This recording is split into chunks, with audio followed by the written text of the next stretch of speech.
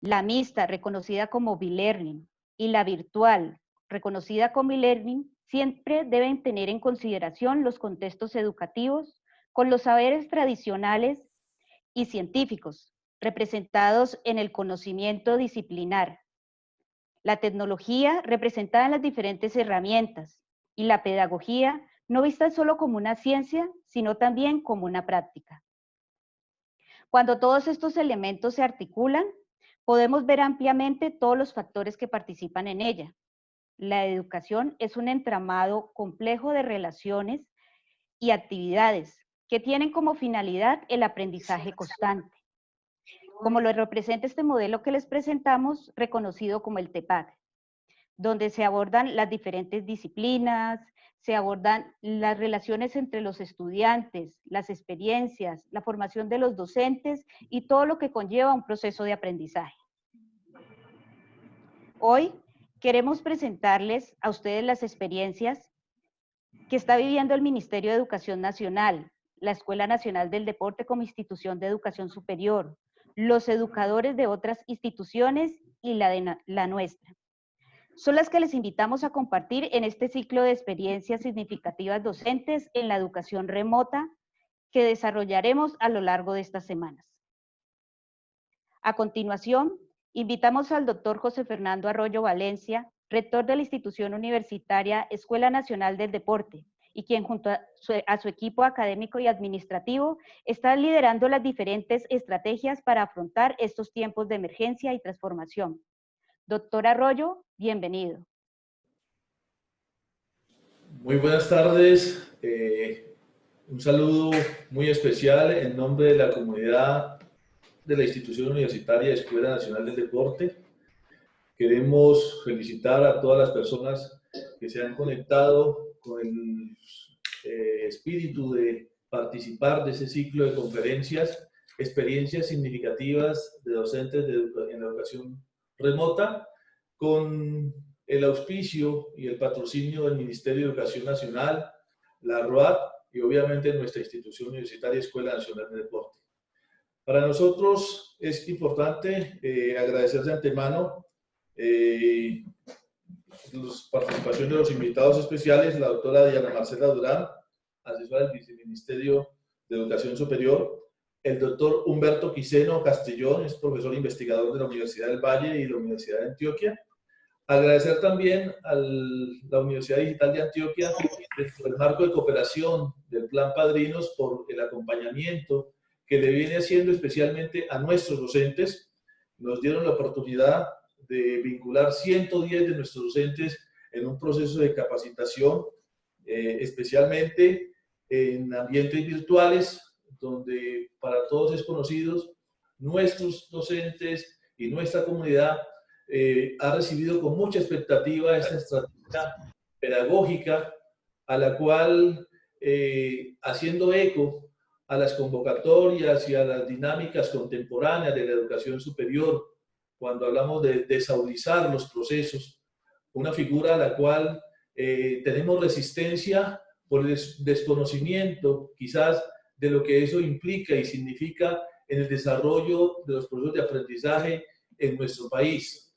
Creo que esta experiencia a la cual nos hemos visto forzados muchas de las instituciones a raíz de el distanciamiento y sobre todo por la cuarentena motivada por el COVID-19, hemos encontrado que una estrategia como la educación remota, pues de alguna manera nos ha permitido seguir ofertando los diferentes cursos, las diferentes estrategias metodológicas de educación, y creo que, como lo ha dicho el Ministerio de Educación, esta estrategia vino también para quedarse. Yo creo que en ese contexto debemos no solamente capacitar a nuestros docentes, sino también que nuestros estudiantes sean receptivos frente a estas nuevas dinámicas de la educación, y de alguna manera no estamos pensando con ello desaudizar totalmente los procesos de enseñanza-aprendizaje. Creemos que la presencialidad tiene también sus ventajas. La presencialidad tiene sus ventajas y creemos nosotros que de alguna manera esa mistura entre lo presencial y lo remoto, pues seguramente será la estrategia que al futuro vamos a coger. Deseamos también que en estas oportunidades que vamos a tener, empezando con el ciclo de conferencias del día de hoy, el primer webinar, el papel de la pedagogía en la educación mediada por entornos virtuales, que iniciamos el día de hoy. El segundo webinar es la educación remota, mediados por entornos virtuales de aprendizaje, para el 17 de junio. Y el tercer webinar, el rol del estudiante y el maestro en escenarios de educación mediados por entornos virtuales de aprendizaje.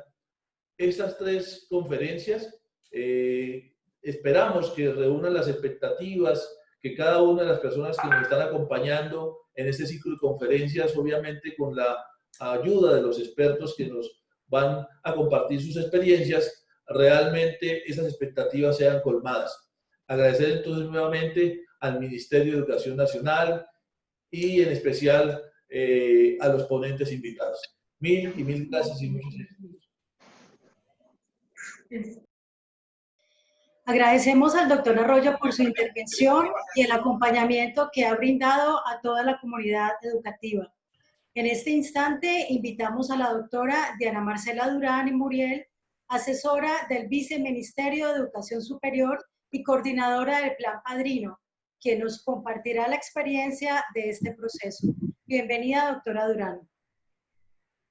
Bueno, muy buenas tardes para todos. Un agradecimiento especial a hacernos partícipes de este trabajo que vienen adelantando las instituciones en el marco del Plan Padrino y de todas estas retos que hemos tenido que enfrentar, no solo en el sistema educativo, sino en todos los sistemas y en todos los sectores actualmente. Yo pues quisiera en nombre del Ministerio darle un reconocimiento muy especial a nuestra institución universitaria digital de Antioquia, que ha sido una de nuestras 30 instituciones líderes del proceso de acompañamiento, y todo el reconocimiento y felicitación también para nuestra Escuela Nacional del Deporte, que con mucho ahínco ha convocado este trabajo colaborativo y ha hecho parte a sus docentes de este proceso de aprendizaje en el que estamos inmersos todos. Quisiera poner de contexto lo que en general para todas las instituciones de educación superior del país.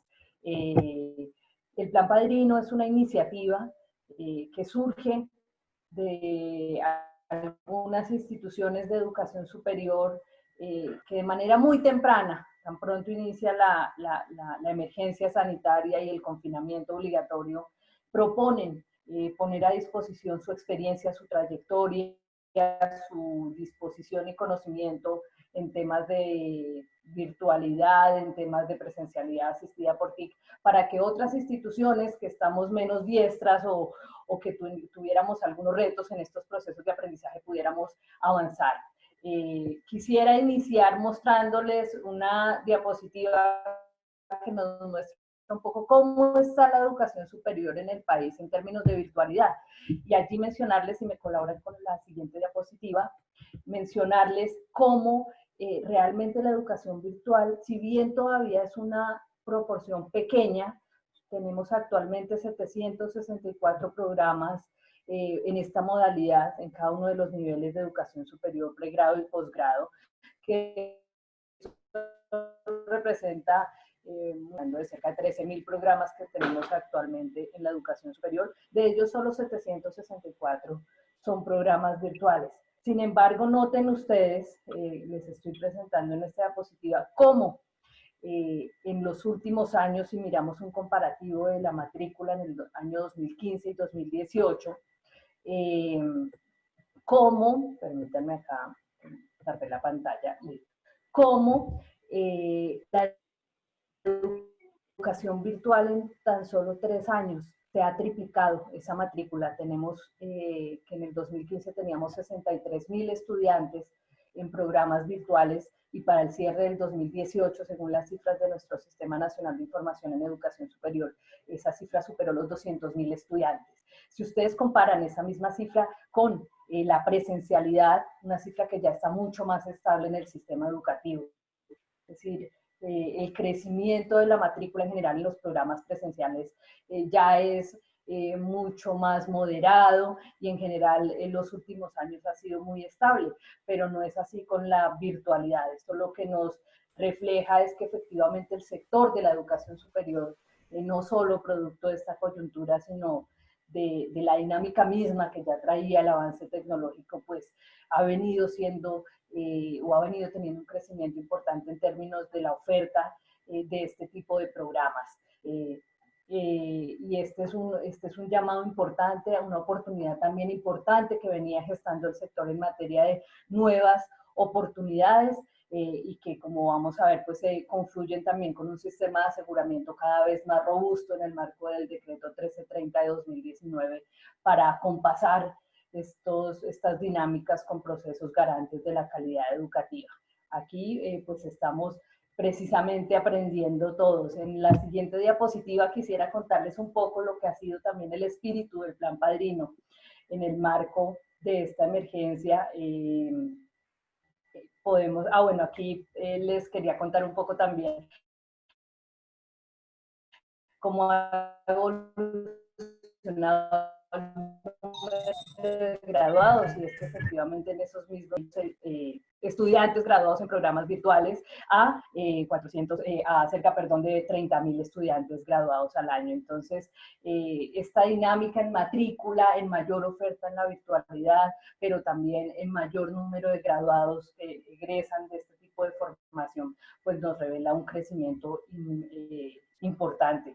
En el 2015 teníamos cerca de 3.900 estudiantes graduados en la modalidad virtual, y para el 2018 esta cifra fue de cerca de 30.000 estudiantes. Es decir, que esta es una velocidad con la que ya venía comportándose la educación superior en el país, con la que ya venían desarrollándose avances importantes, y bueno, y en este contexto nos llega la pandemia, nos llega la emergencia sanitaria, y nos llega a nosotros como sector educativo, a las instituciones de educación superior, la necesidad de apalancarnos en quienes más han desarrollado este tipo de procesos para ejercer un proceso importante de trabajo colaborativo.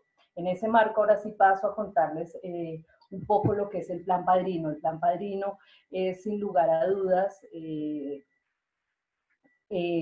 una de las estrategias más motivadoras que tenemos en este momento nosotros desde el Ministerio de Educación. Fue una invitación pública a todas las instituciones de educación superior del país, privadas, oficiales, que quisieran vincularse, bien sea como acompañantes o líderes del proceso, bien sea como acompañadas como parte de este proceso de aprendizaje, para compartir eso: saberes, aprendizajes, recursos tecnológicos, metodologías, experiencias, y en fin, generar una serie de sincronías que nos permita a todos salir muy fortalecidos de los retos que implica la presencialidad asistida por TIC. En ese sentido, contarles en un pequeño mapa que nos presenta la siguiente diapositiva, la respuesta tan contundente de las instituciones de educación superior.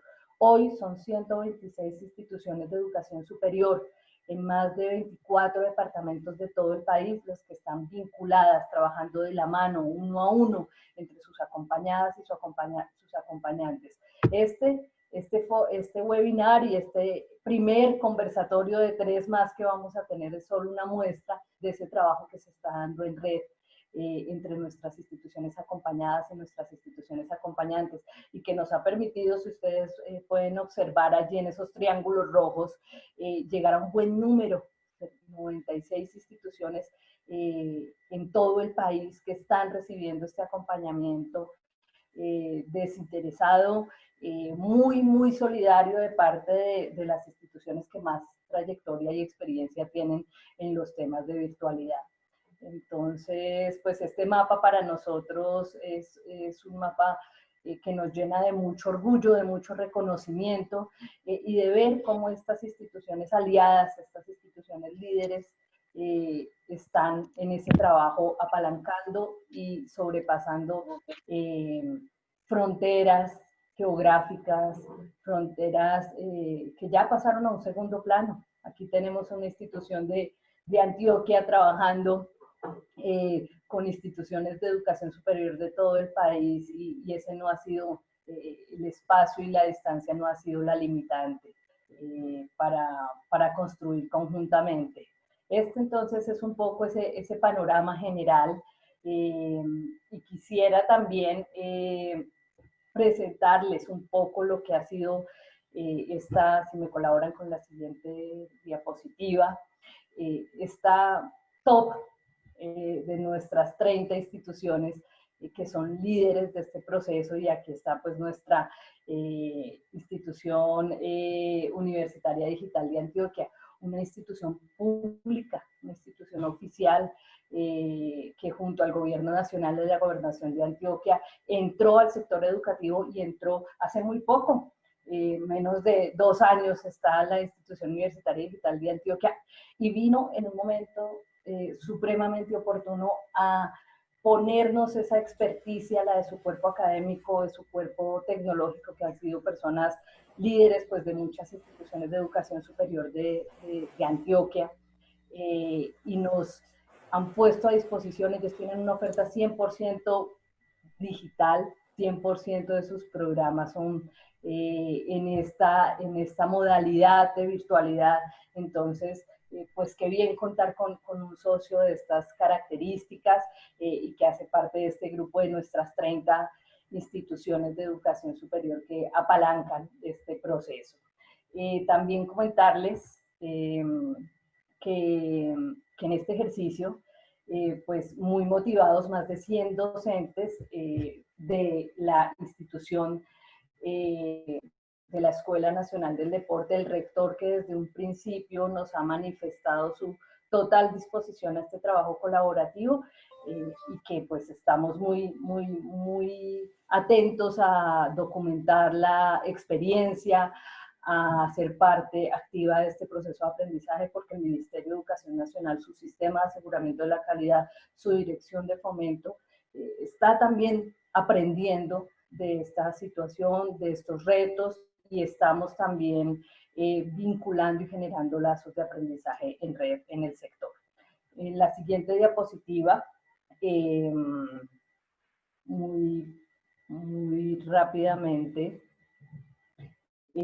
contarles que esta muy bonita experiencia de trabajo solidario ha sido tan importante que ya el Banco Mundial ha reconocido el Plan Padrino como una experiencia que sin lugar a dudas va a marcar un derrotero en las lecciones aprendidas para la educación superior en el COVID, en la región. Es una experiencia sin antecedente alguno, donde estamos, como les mencionaba, cerca del 42% de las instituciones públicas y privadas del país siendo parte de este proceso de acompañamiento, y gracias a esa solidaridad hoy el Banco Mundial está documentando el Plan Padrino como una experiencia significativa y como una experiencia de mostrar lo que ha sido este trabajo también para el resto de las instituciones de educación superior de la región y de lo que ha sido este trabajo en red. En la siguiente diapositiva,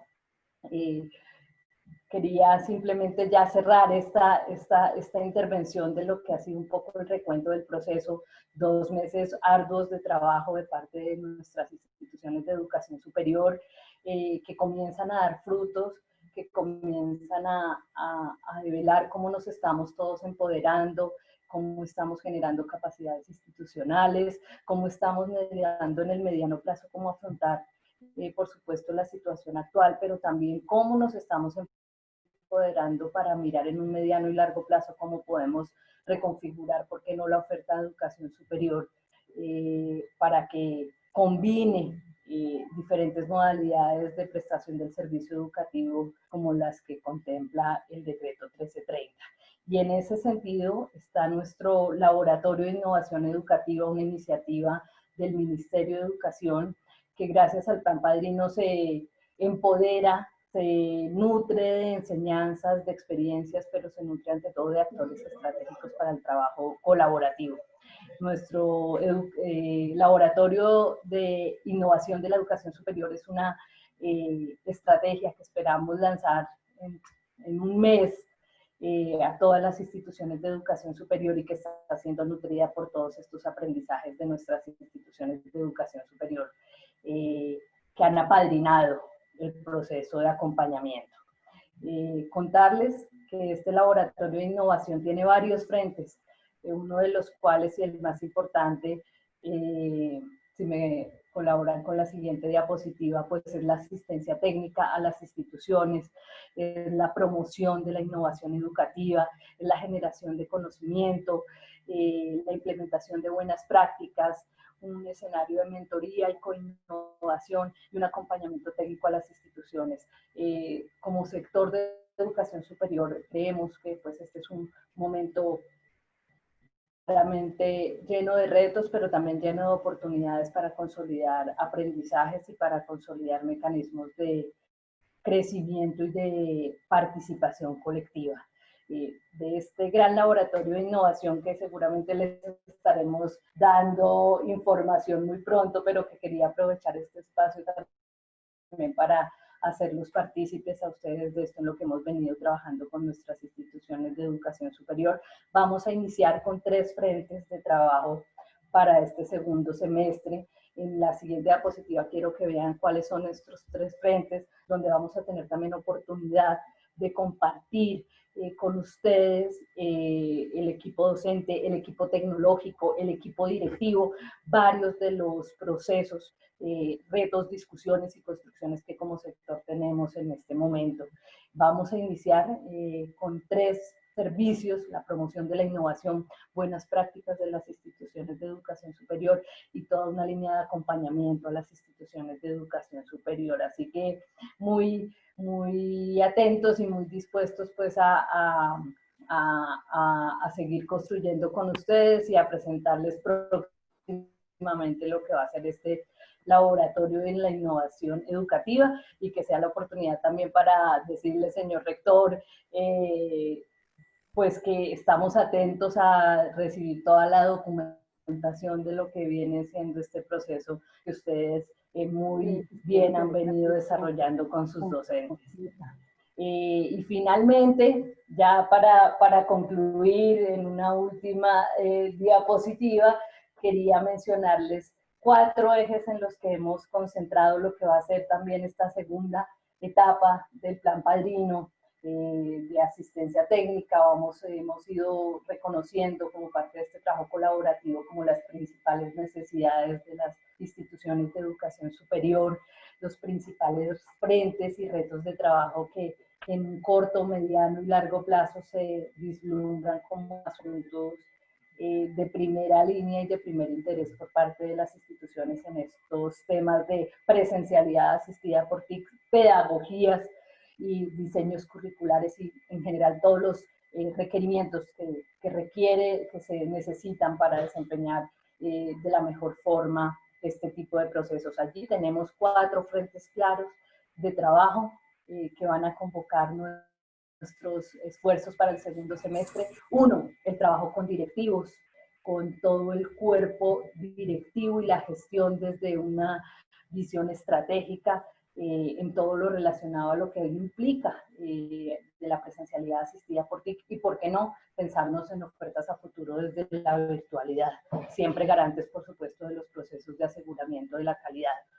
Un segundo frente va a ser el que vamos a trabajar con la gestión en torno a las áreas directas de tecnología, a los actores que están allí proveyendo todas las herramientas, software y demás insumos requeridos para una presencialidad asistida por TIC y para fortalecer esas posibilidades de prestación del servicio educativo. Un tercer frente, pues, es el desarrollo de capacidades docentes, que es un poco en el que más nos hemos concentrado en esta primera etapa de Plan Padrino y que seguiremos profundizando, porque hemos arrancado con conocer herramientas, pero ustedes mismos han visto cómo eso lleva a una discusión sobre las pedagogías activas, sobre los escenarios de enseñanza-aprendizaje y cómo todo esto se potencializa alrededor de contar cada vez con más experiencias, con más empoderamiento de nuestros docentes en torno a enriquecer sus procesos de enseñanza-aprendizaje. Y un último cuarto frente que también en algunos casos ha venido siendo iniciativa de parte del Plan Padrino y que queremos también invitarlos a reconocer y a ser parte para esta segunda fase, pues es todo el aprendizaje en torno a los procesos de bienestar, de acompañamiento a los estudiantes que pues obviamente con ocasión a la coyuntura que vivimos se han tenido también que reinventar muchos de los procesos de bienestar universitario y eso también nos ha implicado y nos está implicando tener una buena documentación de experiencias por compartir. Eso pues era lo que quería, al menos en esta parte introductoria de lo que va a ser esta serie de foros de discusión, pues presentarles y con el ánimo, por supuesto, siempre de construir conjuntamente y de recibir todos los aportes, toda la documentación de lo que ha sido la experiencia y de aprender junto a ustedes, pues también tantos de los retos que hoy tenemos y que estamos asumiendo con mucho empeño y ante todo con mucha solidaridad del sector.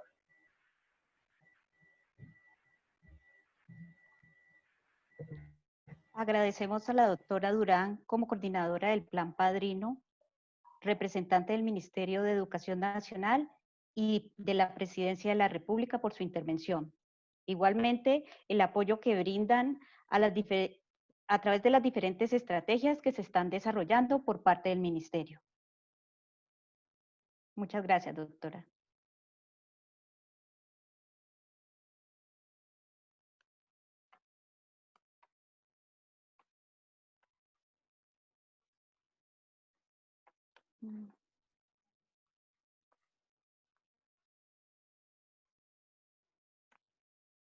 A continuación, invitamos al magíster Royan Migorta Truque, vicerrector académico de la institución universitaria Escuela Nacional del Deporte, quien nos comparte su intervención titulada La pedagogía entre el dogma y la posibilidad.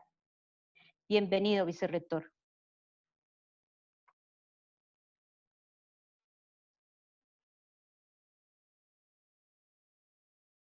Presencia del Ministerio de Educación Nacional, representado en la doctora Durán, al señor rector José Fernando Aloyo Valencia por facilitar este espacio y a los miembros de la comunidad institucional. Yo quisiera aportar algunos elementos para la reflexión desde la perspectiva filosófica y que sirvieran digamos, de puntapié inicial para reflexionar algunos aspectos. En estos tiempos la pedagogía se enfrenta a una realidad y es una realidad que la confronta, digamos que la empuja a marcar una clara separación entre la metodología, entre ella y la didáctica, entre ella y lo operativo y entre ella y lo instrumental. La pedagogía se ve empujada a hacerlo en estos momentos quizá en un ambiente que pareciera absurdo para unos y quizá esperanzador para otros. Lo cierto es que le corresponde reflexionar si la forma en que propone hacer las cosas corresponde a las aspiraciones individuales y colectivas para un mejor vivir. El mejor vivir no entendido como el progreso, que nuestra historia nos viene mostrando que el progreso pareciera que no fue del ser, sino más bien del estar. La diseñada realidad actual que pone el ideal de formación contra la pared, nos exige repensar el acto educativo, pero repensarlo bajo el objetivo de rescatar la aspiración de formar profesionales para vivir y convivir con otros. Que por supuesto demanda una dimensión ética bastante robusta. La reflexión pasa entonces por si esta realidad primeramente es o, como dije antes, se construyó. Si es lo segundo, entonces, ¿qué realidad ayudamos nosotros como educadores a construir? Y digo educadores para esconderme un poco de la discusión si docente, profesor o maestro. Eso sí, pues no pienso esconderme de lo que es repensar qué valores defiendo cuando hablo o cuando educo. Hoy justo cuando empieza a imperar la no presencialidad, me pregunto si es posible la formación como aquello que los alemanes llamaron el Bildung, quizá en voces como la de Heidegger, Humboldt o Gadamer, o quizá me quedé anclado en esa idea romana de que el fin último de la educación era el ser humano íntegro, que ellos mismos llamaron honestum.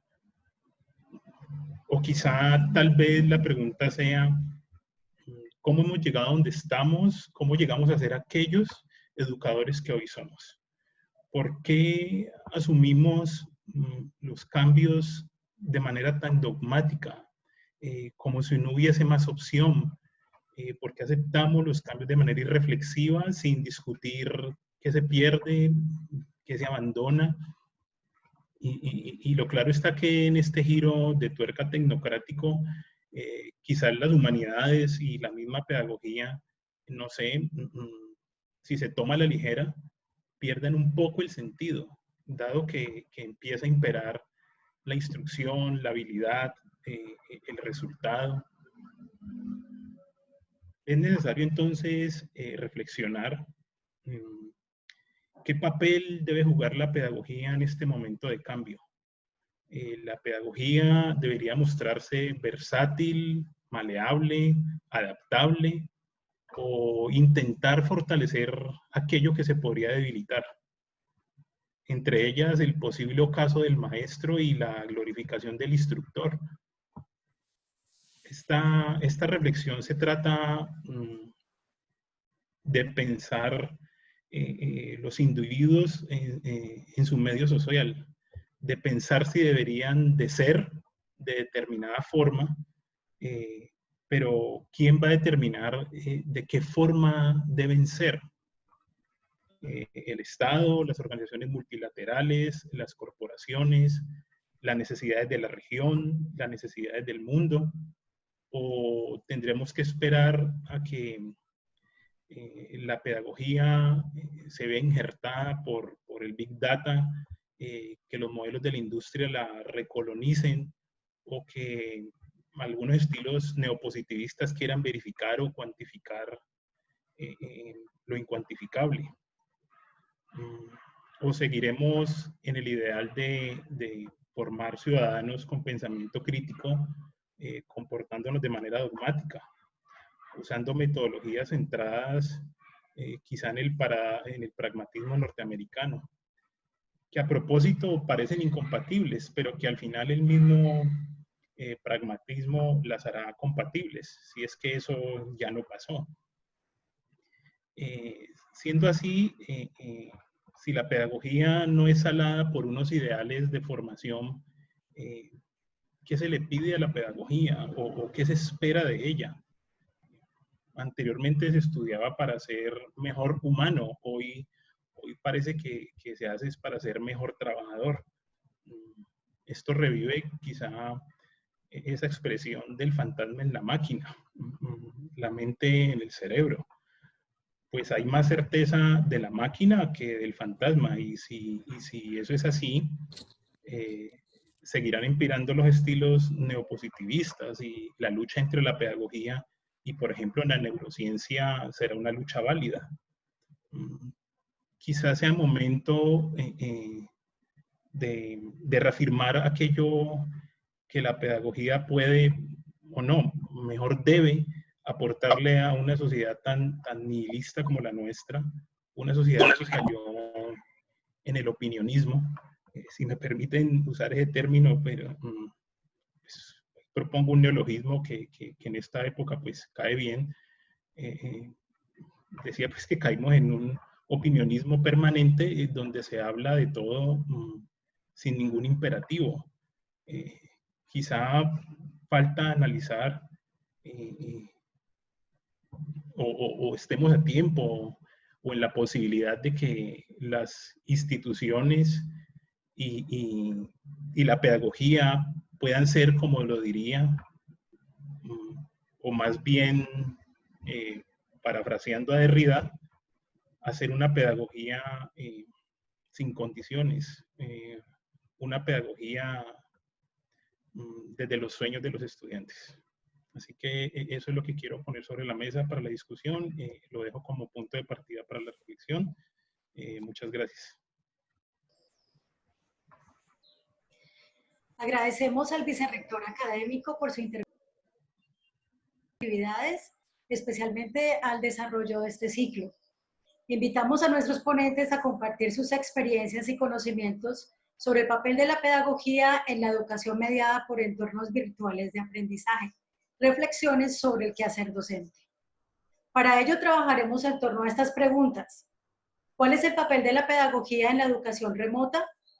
¿Cómo la práctica pedagógica puede transformar la educación remota? ¿Se están cumpliendo los objetivos de aprendizaje y los resultados de aprendizaje en la educación remota? Invitamos al maestro Humberto Quiseno Castrillón, quien es licenciado en Español y Literatura de la Universidad de Antioquia, doctor en Filosofía y Ciencias de la Educación de la Universidad de Barcelona, reconocido como investigador emérito por Conciencias, integrante del Grupo de Investigación de Historia de las Prácticas Pedagógicas en Colombia. Se ha desempeñado como profesor e investigador de la Universidad de Antioquia y de la Universidad del Valle en el campo de la pedagogía, la historia y la filosofía. Dentro de su producción bibliográfica se cuenta con 40 textos en los que se incluyen artículos de revista, libros y capítulos de libros publicados. Bienvenido, maestro Quiseno. Muy buenas tardes a todos y a todas. Agradezco mucho la invitación muy generosa de parte de la Escuela Nacional del Deporte, del Ministerio, y también de la invitación especial de mi amigo y alumno, profesor Ricardo Rengifo. Ahora, lo que me parece muy importante, esta discusión, esta conversación sobre la pedagogía, me parece el punto central de iniciar estos conversatorios. En la misma línea del profesor Roger, diría que pues lo que a mí me interesa es poder pensar cuál es el papel de la pedagogía en esta situación, en el acontecimientos actuales. Pienso que la pedagogía tiene un papel muy importante que jugar. Bien, pero contextualicemos el asunto. Tenemos que situarnos en una sociedad que es muy especial, que yo creo que en muchos análisis se olvida que estamos en una sociedad de la información, de los conocimientos de las tecnologías. Una sociedad muy distinta a la sociedad que, como fueron construidas, desde donde fueron construidas nuestras instituciones educativas. Nuestras instituciones educativas fueron construidas en la sociedad moderna, una sociedad clásica, más bien europea, y de ahí vienen todas nuestras instituciones educativas. En los últimos años, después de la Segunda Guerra Mundial, se ha cambiado esa sociedad por los efectos de una nueva sociedad que apareció.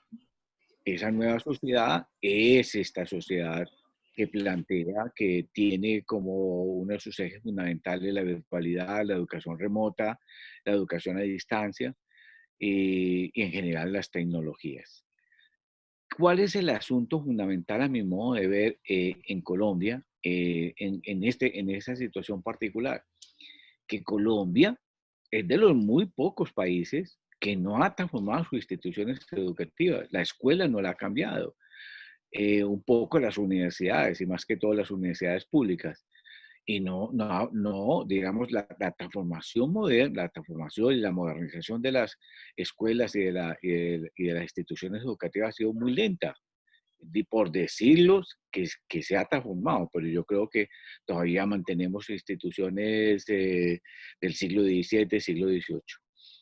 En Europa, en Estados Unidos, el problema de la virtualidad no es un problema. No es un problema porque esta sociedad ha pasado ya sus transformaciones virtuales. Obvio, tiene que transformar todo lo que es el uso de las tecnologías. Entonces, ¿qué es lo que permitió que Europa y Estados Unidos, en parte América Latina, en parte, ahora que se demuestra que América Latina no está todavía al tanto de eso, o sea, ni Brasil ni Argentina, que eran los dos polos de desarrollo en América Latina, estaban al tanto de eso. En Europa y en Estados Unidos, obviamente las enseñanzas ya estaba virtualizada hace mucho tiempo, había una educación remota, educación a distancia desde los años 60. Pero eso no es el problema. Para mí eso no es el problema. El problema no es la entrada a la virtualidad, no es la entrada de todas las tecnologías. El problema es cómo pensamos las instituciones educativas en torno a la virtualidad sin perder la condición, la situación histórica, social de nuestras instituciones educativas. En términos, que es un término que me parece, pues no es complicado, pero es un término que me parece útil, no podemos perder lo local o lo global. No podemos caer en manos de la globalización en términos de tecnología. Lo hemos hecho en relación a los modelos económicos, a los modelos estatales. Ahora se nos viene el modelo global de las tecnologías. Pero ¿qué se hizo en Europa y en Estados Unidos? En Europa y Estados Unidos, en todo lo global de las tecnologías, en todo lo virtual, en toda la educación remota, pero ellos no olvidaron lo local. No olvidaron las instituciones locales. Una sociedad como la francesa, la italiana, la española, no puede olvidar sus instituciones educativas, que cómo se insertan en lo global, en lo virtual. Ese es el gran problema de nosotros. Yo diría que el gran problema de nosotros es que somos de extremo y nos lo enseñó toda nuestra tradición desde el siglo XIX, esa división entre liberales y conservadores. ¿Qué nos enseñaron ellos? Ellos nos enseñaron que nunca se pensó el problema de lo local, el problema de las particularidades de nuestras instituciones, de nuestras escuelas. No se pensó nuestra situación particular. Y yo creo que eso es lo que la pedagogía tiene que hacer. La pedagogía debe ser un pensamiento, un saber, un conocimiento que es el que permite unir lo global con lo local. Es el que permite unir la virtualidad con la presencialidad. Es lo que permite pensar todas las tecnologías del conocimiento, de la información, con las instituciones educativas. No podemos olvidar nunca, pero nunca, por nuestras circunstancias particulares, el contexto de nuestras instituciones educativas, a pesar de que tengamos que apoyarnos en la globalidad. Obviamente tenemos que apoyarnos en la virtualidad, pues es una locura no entender el problema de la virtualidad, la ventaja, la importancia que tiene la virtualidad. Por ejemplo, ahora las plataformas, eso es extraordinario el uso de las plataformas, el uso, lo que te da, la inteligencia, lo que te desarrolla. Bueno, ¿y dónde está lo local? ¿Dónde está el contexto real, el contexto de las poblaciones, el contexto de las geografías, el contexto de las áreas, de las zonas donde están las escuelas? Esto no puedes olvidar eso. Eso no puedo olvidar eso. Entonces, la pedagogía, para mí, yo pienso la pedagogía en esa relación, en la relación entre lo universal y lo local, entre lo global y lo particular.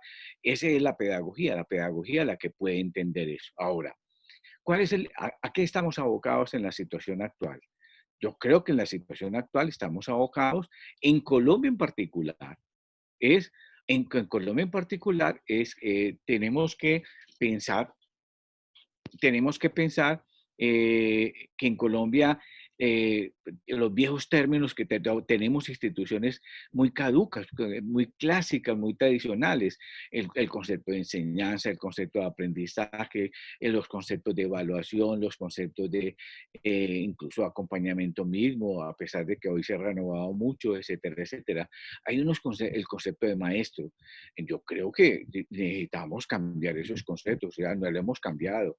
Debíamos de haberlos cambiado mucho antes de la entrada de la sociedad de los conocimientos, de la información y las tecnologías que ocurre en el año 60. Nosotros debemos, antes de los 60, debíamos haber cambiado todos esos conceptos, no los cambiamos. Ahora, ¿cuál estamos abocados? Estamos abocados a tenerlos que cambiar, pero el problema es cambiarlo, bueno, yo creo que hoy cambia la función del maestro, hoy debe cambiar la función de aprendizaje, hoy cambia la función de enseñanza, pero no puede cambiar la función de enseñanza del maestro y de aprendizaje volviéndolo global, entrando a las tecnologías y a la virtualidad. No, tenemos que tener un maestro, por decirlo así, de carne y hueso, un estudiante de carne y hueso, una enseñanza y un aprendizaje de carne y hueso, mucho más vivencial, más sensitiva. No global y virtual, sí, global y lo virtual, pero sensitiva. Entonces, no confundamos las cosas. Y no podemos entrar a la virtualidad sin pensar el problema de las escuelas, de los maestros, de la enseñanza, del aprendizaje. Indudablemente se va a cambiar el aprendizaje. Indudable, ya no vamos a aprender como antes aprendíamos, se va a cambiar la enseñanza, no vamos a enseñar como antes enseñamos, se va a cambiar la relación enseñanza-aprendizaje, la evaluación, se va a cambiar la actitud de los estudiantes. Obviamente todo eso va a cambiar, pero va a cambiar. Una cosa es que cambien el sentido de volvernos virtuales, de volvernos remotos, de volvernos tecnológicos, y otro en que cambie en la conexión entre lo virtual, lo remoto a distancia y lo local. Esa es una cosa muy diferente. Entonces yo creo que la pedagogía es la que piensa la articulación entre lo virtual y lo presencial, la articulación. La pedagogía es la que piensa la conexión entre las nuevas formas de aprendizaje con las viejas formas, las nuevas formas de enseñanza con las viejas formas. Yo creo que indudable, no vamos los niños no están aprendiendo como aprendían antes.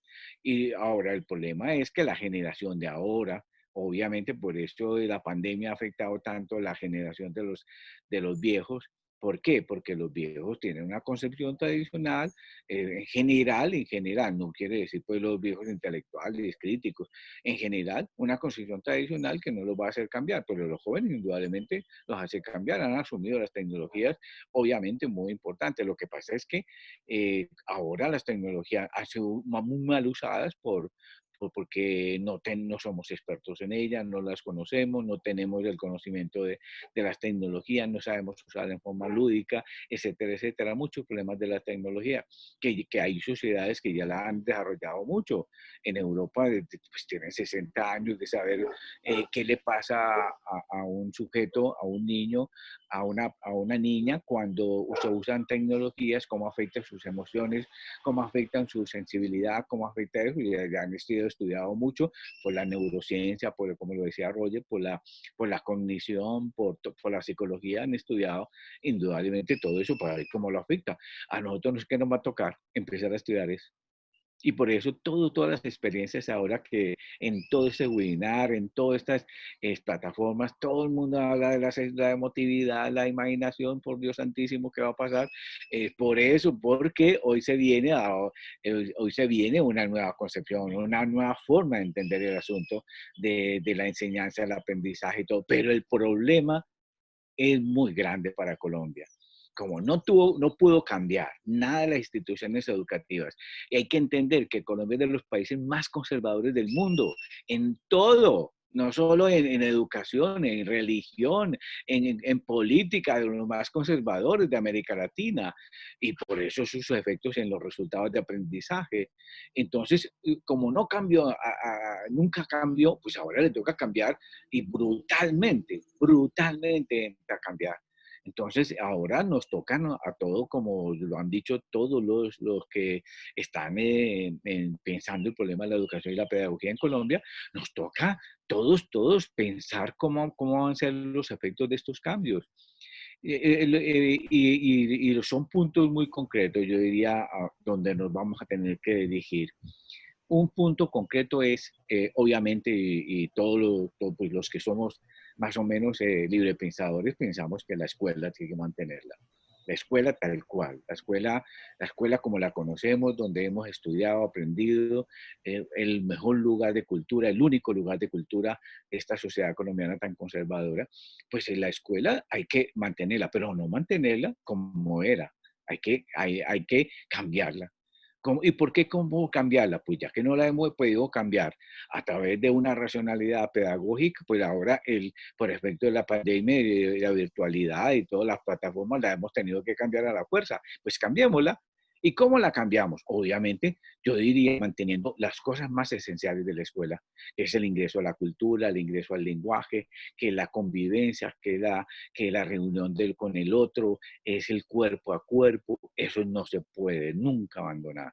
Pero sí hay que incorporar las tecnologías, hay que incorporar la virtualidad, hay que incorporar las bases de datos, todo el Big Data, todo hay que incorporarlo. Pero entonces no tenemos pedagogía para eso. Ese es el punto fundamental a mi modo de ver. No hay una pedagogía que entienda esa conexión. No hay. Pues, ni los profesores, ni los maestros. Yo soy profesor de la Universidad del Valle. Apenas estamos empezando a estudiar el problema de las tecnologías. Por ejemplo, cómo funciona una plataforma, cómo funciona Zoom, cómo funciona la estructura de Zoom, cómo es la estructura interna. No el uso, no, la estructura interna de Zoom. ¿Cómo es una información? ¿Cómo es, por ejemplo, cómo se lee Wikipedia? ¿Cómo se lee Google? ¿Cómo se lee las redes? ¿Cómo se leen? Ese es lo que va a hacer ahora la pedagogía. Yo creo que la pedagogía por ahí es a entender cómo se lee una plataforma, estudiar las plataformas.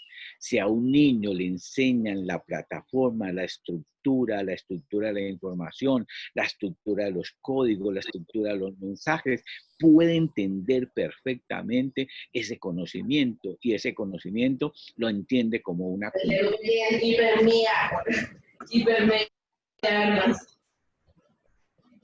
¿Qué pasó? ¿Me oyen? ¿La coordinadora? Sí, maestro, puede seguir. Sí, no, lo que pasa es que hubo una interrupción allí. Entonces, lo que pienso yo es esto. Nosotros tenemos hoy, por ejemplo, frente a las 3 preguntas fundamentales sobre el papel de la pedagogía, el papel de las prácticas actuales y el papel de los resultados de aprendizaje, indudablemente se va a aprender de otra manera. Pero es que no nos asombre. En Europa, en Estados Unidos están aprendiendo de otra manera hace mucho tiempo. No, nosotros tenemos que aprender ahora de otra manera. Ahora, hay una conexión muy importante. Hay una cosa que va a afectar grandemente, es, a mi modo de ver, en pedagogía, estricta pedagogía, es la relación maestro-alumno. Ya no puede haber un maestro que le enseñe a un alumno. El maestro que le enseña a un alumno es del siglo XVII, ni siquiera del siglo XVIII. Ya en el siglo XVIII los pedagogos habían dicho que el maestro no le enseña a un alumno. Y en Colombia todavía el maestro le está enseñando a un alumno. Pero ¿cómo así que un maestro le enseña a un alumno? No puede ser. No puede ser. Pedagógicamente no puede ser que un maestro le enseñe a un alumno. El maestro no le enseña a un alumno. El maestro aprende con el alumno. El alumno es como un maestro y el maestro es como un alumno. Bueno, ¿qué hace la virtualidad? Nada, romperlo definitivamente. Porque en la virtualidad tú no le vas a enseñar a nadie. En la virtualidad tú estás pensando con todos los demás. Tienes las bases de datos, tienes las plataformas, tienes todo, todo lo tienes para hacerlo. Entonces tú lo vas a hacer, están en iguales de circunstancias. Muchos autores, pero para no citar cantidad de autores que lo han dicho. ¿Cuál es la importancia de la virtualidad, la importancia de la educación remota, la importancia de las tecnologías? Es que todos estamos de igual a igual. Ante los conocimientos, ante los saberes, ante las ciencias, están allí, están en la memoria de las redes. Entonces no hay que le enseña a uno, no hay. Eso es lo que inmediatamente va a cambiar en la sociedad colombiana. No va a haber un maestro que le enseñe a un alumno y el maestro y el alumno no está esperando que el maestro le enseñe. Ese es fundamental a mi modo de ver. Otra cosa que cambia el concepto de comunidad educativa. No va a haber comunidades educativas, unas comunidades directivas, otras comunidades por fuera, otras comunidades por dentro. Va a haber una sola comunidad que va a establecer conexiones. ¿Cuáles conexiones? Pues las conexiones virtuales. En las conexiones virtuales, cuando estamos hablando en plataformas, no es todo el mundo se mete, son 100, 200, 300 personas, no sabemos si son padres de familia donde todo el mundo está metido. Esa es una comunidad importante, una comunidad virtual en el sentido de lo posible, en el sentido de la multitud que está allí reunida, de las masas. Eso es muy importante. Yo creo que esa es la que se viene para las escuelas. ¿Por qué? Porque esa rompe con el racismo, rompe con la exclusión. Por ejemplo, en la virtualidad, tú hablas a todos, no sabes si es negro, amarillo, tú comunista, lo que sea, no, católico, esto es exactamente un montón de multitud que está esperando un conocimiento. Eso me parece muy importante, muy importante. Entonces la escuela todavía hay unos negros, hay unos blancos, hay unos amarillos, hay unos comunistas, hay unos católicos. ¿Cómo así? Pero qué locura. Todavía no puede ser. Tienes que en la escuela entender que hay una comunidad de masas colectiva, múltiple. Eso es muy importante que va a cambiar. ¿Y por qué va a cambiar eso? Porque nos lo enseñaron la tecnología virtual, le enseñó la educación a distancia. Otra cosa que nos van a enseñar mucho el problema del cuerpo. El problema del cuerpo, es la forma como tú te cuidas, como nos cuidamos, como tan. Nosotros tenemos una cultura de la higiene, una cultura del respeto de nosotros, del respeto, pero una cultura antiquísima, pero católica, conservadora. Ahora hay unas prácticas de higiene completamente distintas.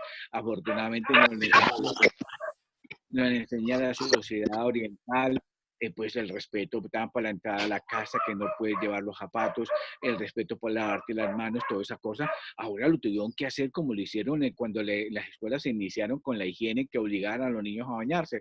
Ahora nos obligan los niños a lavarnos las manos, nos obligan a no abrazarnos a toda hora, nos obligan a tener distancia. Pues que eso no es obligación, es una cultura. Eso no es una obligación, es una cultura del cuerpo. Tenemos que enseñarle a los niños una cultura del cuerpo por muchas cosas, porque esta sociedad no aguanta más. Te tienes que entender una cultura del cuerpo distinta, completamente distinta. Pero la educación no ha formado el cuerpo de los niños, los cuerpos para que se bañen, los cuerpos para que... No, esa no es la cultura del cuerpo. Una cultura del cuerpo es distinta. Por eso los países asiáticos les ha ido muy bien en toda la pandemia. ¿Por qué? Porque tenían una cultura que estaba en torno a esos problemas de los contagios que han tenido durante milenarios. Nosotros no. Entonces nosotros hemos tenido unas prácticas de cuidado, unas prácticas de crianza, unas prácticas de higiene, unas prácticas de cuerpo, me parece a mí muy conservadoras, muy católicas, muy tradicionales. O sea, no tenemos una concepción moderna del cuerpo. Esa es una de las cosas muy importantes que va a cambiar, pero eso se llama pedagogía. Bien, si juntamos cuerpo, si juntamos cambios en la enseñanza y el aprendizaje, obviamente tiene que acabarse la enseñanza y aprendizaje, por Dios santísimo, que se acabe cuanto antes enseñar y aprender, pero no tiene sentido que alguien que enseñe, no, se va a cambiar la enseñanza y aprendizaje, se va a cambiar el aprendizaje, se va a cambiar el maestro, y eso es pedagogía. Todo eso es un entorno pedagógico completamente distinto, una modalidad pedagógica diferente. A eso estamos abocados y eso tenemos que entenderlo. Si no lo entendemos, si no los entendemos, les digo, entonces vamos a quedar una sociedad completamente atrasada, como siempre hemos sido, uno de los países más atrasados en pensar estos problemas. Entonces yo creo que estos conversatorios, esta discusión, estas reflexiones a propósito de la pandemia, la virtualidad, muy bien que le viene a la sociedad colombiana, y le viene a la escuela y le viene a la pedagogía. Tenemos que entender eso. Tenemos que entender, entonces, para finalizar, aspectos importantes. Nosotros tenemos que entender, obviamente, que no podemos enseñar, como lo dice el Ministerio de Educación Nacional, con un currículum, un plan de estudios, una estructura rígida, absolutamente rígida. Hoy vamos a tener que entender otra manera de entender el currículo. Hoy toda discusión sobre el currículo es fundamental en la pandemia. O sea, ¿qué es el currículo? El currículo es un plan de estudio rígido con materias, con asignaturas, con horarios, con espacios. No, eso hay que cambiar absolutamente todo. Es decir, o con las tecnologías, obviamente ya eso no tiene sentido. Un estudiante de 7 años, de 10 años, tiene la base de datos, tiene Wikipedia, tiene Google, ¿y tú qué le vas a enseñar en una materia sabiendo que tiene todo? Tú tienes que entender eso. Si no se entiende absolutamente, entonces no cambia la relación con el saber. Entonces hay un saber completamente distinto, una cultura completamente distinta, universal, absolutamente universal. De entrada es universal. Y los estudiantes lo saben. Estamos ante la cultura universal. Se burlan cuando los estudiantes le están enseñando en una clase contenidos con unidades, porque sabe que el saber es universal y está en toda parte. Entonces es una de las cosas muy importantes que precisamente están modificándose. Tenemos que cambiar el currículo, la estructura curricular, el plan de estudios. Como lo tenemos en Colombia es absolutamente anticuado, absolutamente anticuado. Tenemos que cambiar la estructura curricular. Bueno, eso es fundamental, es un punto esencial. Entender que el aprendizaje va a cambiar. Es otra cosa de aprendizaje. Un maestro no le puede enseñar y ponerle tareas. Todavía estamos poniendo tareas, Dios mío, está poniendo tareas a los estudiantes, le estamos poniendo deberes y todas esas cosas, y los obligamos. No, no, no, ahora eso es otra cosa, ya no hay una tarea. Tú, en las plataformas no hay ni tarea ni nada, es otra cosa completamente distinta. Es muy bello porque es muy interesante. Busque, vaya, aventúrese, navegue, enrútese, haga conexiones, traiga lo que encuentre. Eso es muy bello, se llama aprendizaje. Pero el aprendizaje no es ni cognitivo, ni el aprendizaje es de adquisición, ni es un aprendizaje de búsqueda.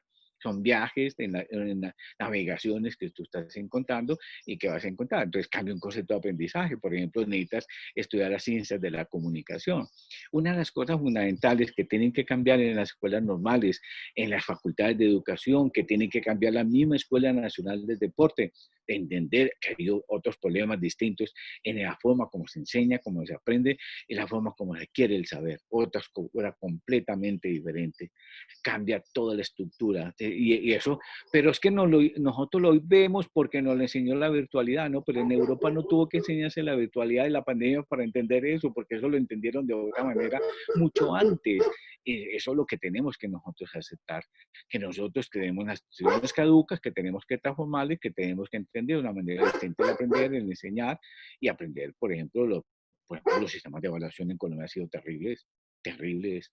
Esa forma de evaluar, ahora con la formación de desempeño, la formación de evidencias, eso es infame, infame. Los estudiantes, los maestros no hacen sino hacer huelgas cada 8 días para que le cambie el sistema de evaluación. Entonces yo creo que, bueno, todas estas cosas van a ser muy importantes para Colombia, muy importantes para las escuelas, para las instituciones educativas. Y quiero terminar con una cosa. En Colombia hay una cosa que sufrimos y se sufren los maestros y maestras, es que los maestros de primera infancia son distintas, ganan menos, son de otra clase a las de preescolar. Los de preescolar son maestros y maestras muy distintos a los de colegio secundaria.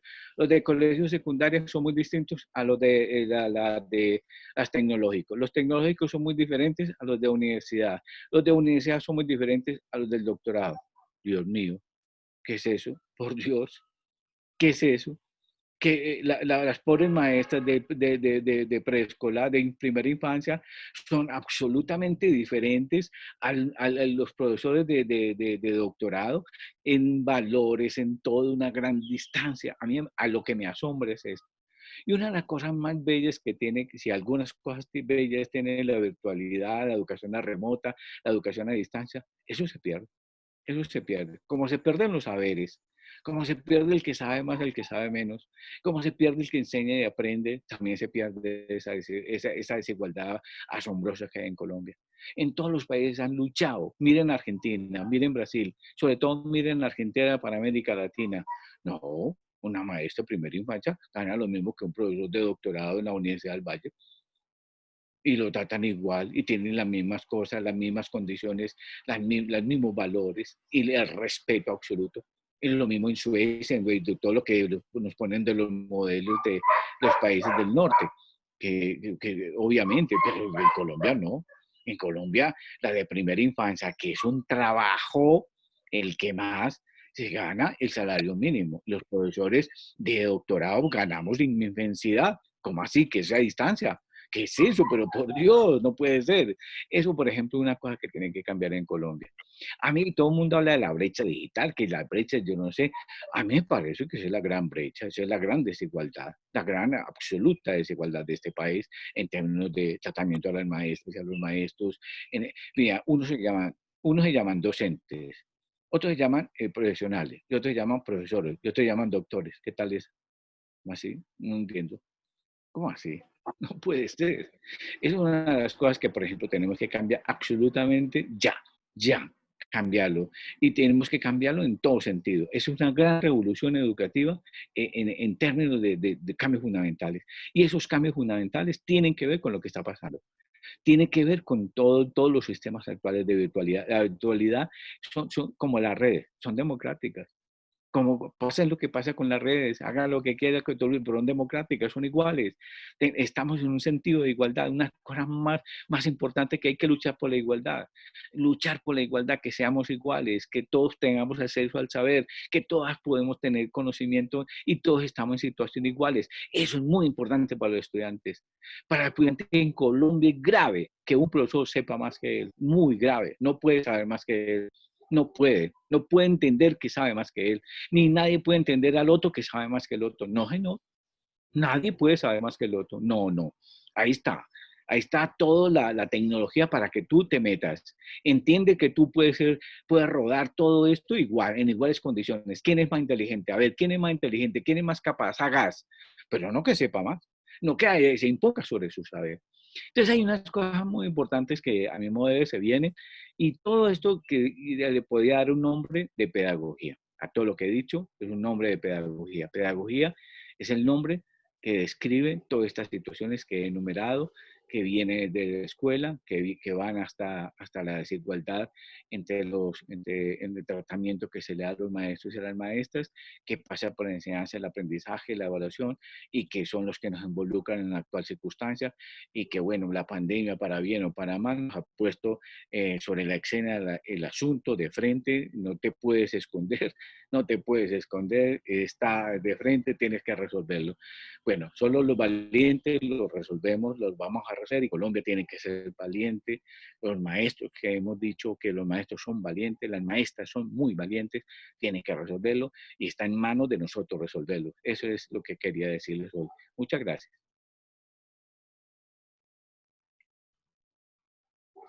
Agradecemos al maestro Quiseno por su intervención y aportes a este espacio, a nosotros como docentes y a la comunidad educativa en general. Invitamos a nuestro siguiente ponente, el magíster Ricardo Rengifo Cruz,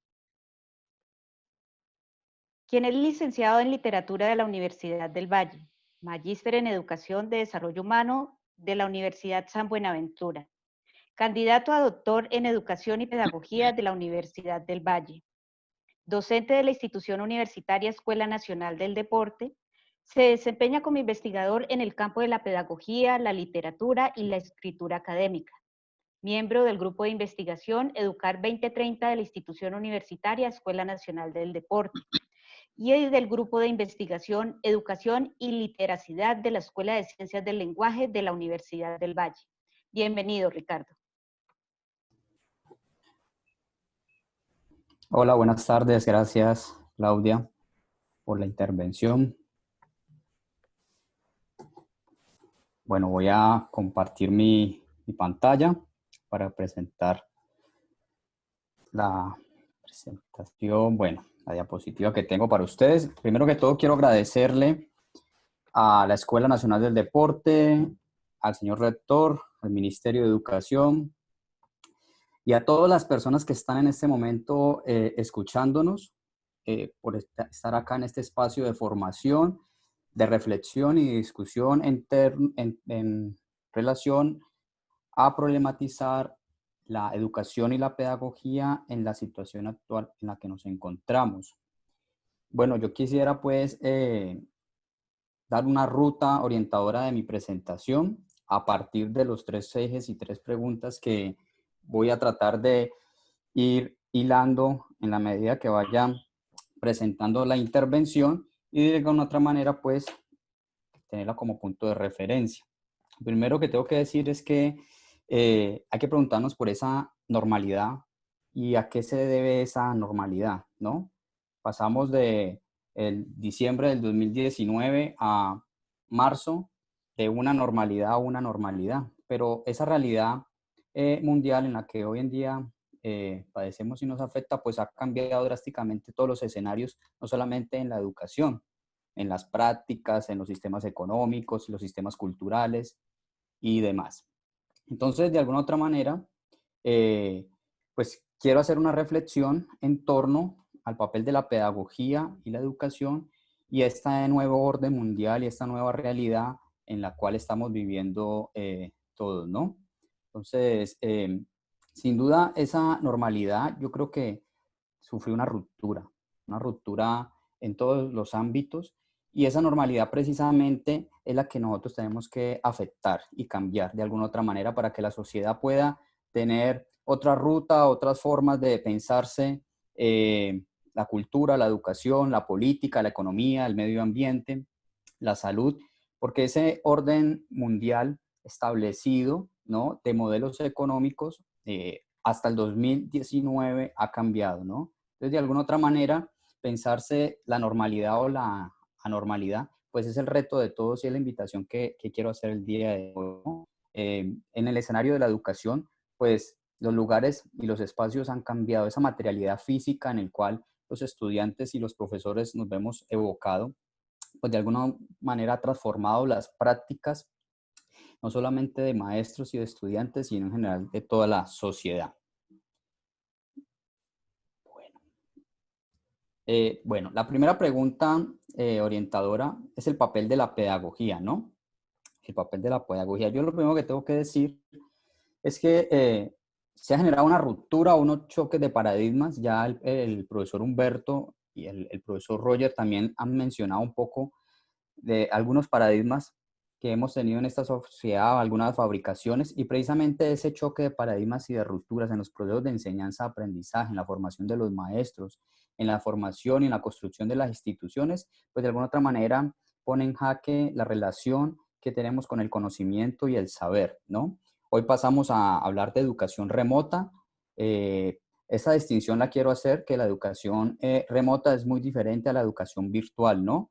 La educación remota tiene una tradición, ¿no? Y tiene ciertas prácticas arraigadas en la educación presencial, que esta es asistida y mediada por una plataforma o por un escenario virtual, donde esta educación remota es atravesada por unos horarios, unas formas de organización, ¿no? Una forma de establecer los saberes preexistentes dentro de un curso o una asignatura, cosa que es diferente con la educación virtual, porque la educación virtual de alguna otra manera asume la autorreflexión, asume el autoconocimiento y el aprendizaje más involucrando al estudiante, ¿no? Entonces, de alguna otra manera, ese choque de paradigmas precisamente ha generado unas rupturas en términos de educación y de pedagogía. El papel de la pedagogía en torno a esto es fundamental, ¿no? Porque precisamente se van a asumir otras posibilidades del enseñar y del aprender, otras posibilidades pedagógicas, didácticas, otras posibilidades de comprender al sujeto, de alguna otra manera. Pero por hoy, este campo de educación remota, para muchos profesores, estudiantes e instituciones, es un campo que es desconocido y que de alguna otra manera pueden generar ciertas fabricaciones, ciertos paradigmas englobados en realidades emergentes. Traigo esta fotografía que me ha parecido muy estéticamente muy llamativa, una fotografía de Tony Luciani, es un fotógrafo italiano, el cual hace una obra a partir de lo que padece su mamá padece de Alzheimer. Entonces, él hace un proyecto fotográfico con ella y traigo esta fotografía porque precisamente va a ser un recurso que quiero ilustrar para que podamos entender el fenómeno de la educación y la pedagogía actualmente.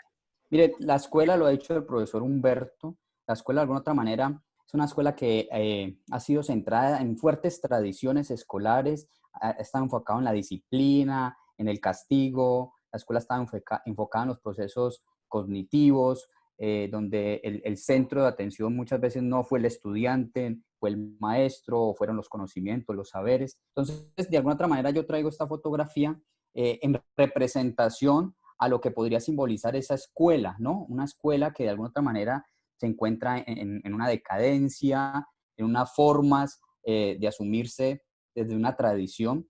Y precisamente el espejo, como vemos en esta fotografía, es precisamente lo que vemos hoy, la pandemia. La pandemia es una situación bastante complicada para la sociedad, pero en términos de educación fue como salir de la zona de confort, generar una ruptura. Es ese gran espejo que ha generado que los sistemas educativos por hoy y los maestros y todos sus actores de alguna otra manera establezcan unas nuevas formas de concebir lo que es la escuela, lo que es la universidad, todo este campo de conocimiento. Y precisamente esa fotografía donde ella ve su rostro y lo replica a través de una imagen de una niña, pues precisamente es el lugar de la pedagogía. La pedagogía es esa imagen, ¿no? De rejuvenecer la escuela, de revitalizar la escuela, de generar otras formas de pensarse la escuela.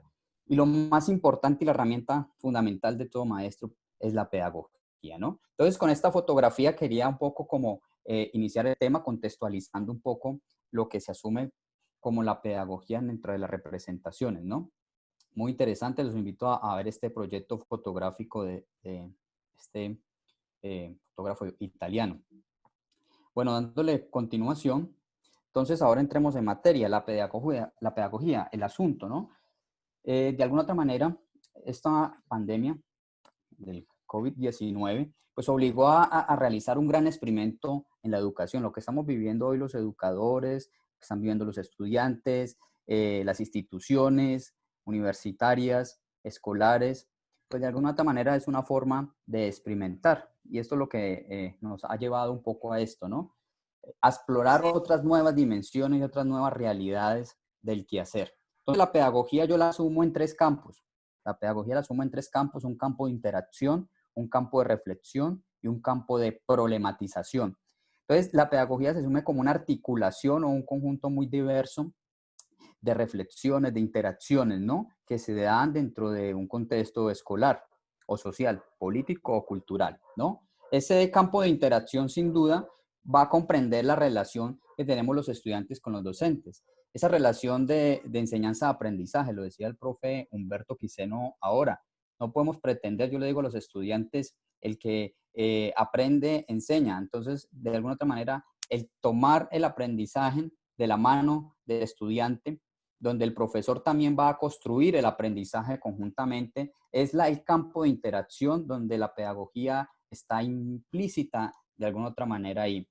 Tratar de relacionar con los contextos sociales y culturales en el quehacer docente es fundamental.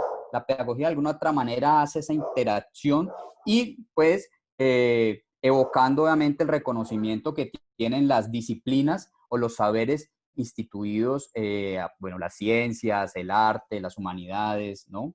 Las ciencias del deporte, bueno, en fin, un campo muy grande para ello. Entonces, ese campo de interacción que es un pilar más de la pedagogía, ¿no? Yo lo asumo de esa manera y veo el asunto de esta manera, pues precisamente ha mutado y ha de alguna otra manera perfilado otro tipo de prácticas. Pero asimismo el estudiante y el profesor tienen que mirar el interior, su interior, ¿no? Dentro de ese campo de interacción. Pasamos al campo de la reflexión, ¿no? Ese campo de reflexión donde muchas veces lo asumo y muchas veces pensamos en las prácticas, ¿no? Es en esas formas de enseñar, pero lo que decía el profe un poco y yo comparto esa línea, no solamente es el enseñar, es el aprender, es el hacer el conocimiento colectivo y esa construcción que debemos de alguna otra manera asumir. Pero ese campo de reflexión asume diversas metodologías, diversas formas de aprendizaje. Por hoy, por ejemplo, están muy arraigadas algunas tendencias en algunos países de América Latina también, Europa y Norteamérica, que es aprendizaje basado en proyectos, aprendizaje producto de investigación, de indagación, aprendizaje producto de intervención social.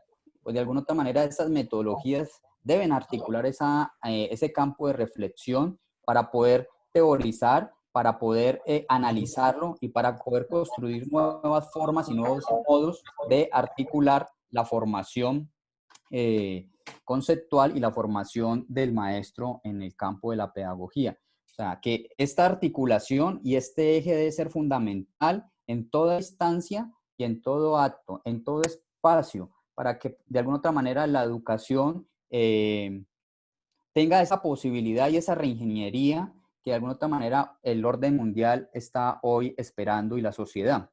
Sin duda, entonces, el lugar de esa problematización como otro segundo elemento o instancia, pues es importante porque de alguna otra manera la pedagogía va a discutir cuáles son los medios de la educación, va a poner en reflexión, va a problematizar los sistemas educativos, los modelos y por orden en los paradigmas, ¿no? Entonces, de alguna otra manera, pues precisamente salir de la zona de confort es lo que hoy nos está haciendo el llamado a la educación y a todos sus actores, precisamente en este gran experimento que está haciendo hoy el mundo con la educación. Sin duda, por ejemplo, es muy importante reconocer que estamos en un mundo hiperconectado y que por hoy las clases deben estar hiperconectadas. La Escuela Nacional del Deporte en especial tiene una experiencia muy interesante que algunos colegas han venido construyendo que se llaman las clases espejo. Las clases espejo es sacar del espacio físico del salón de clase a los estudiantes, al contenido, interactuar con otras latitudes, con otros saberes, con otros pensamientos, con otras personas.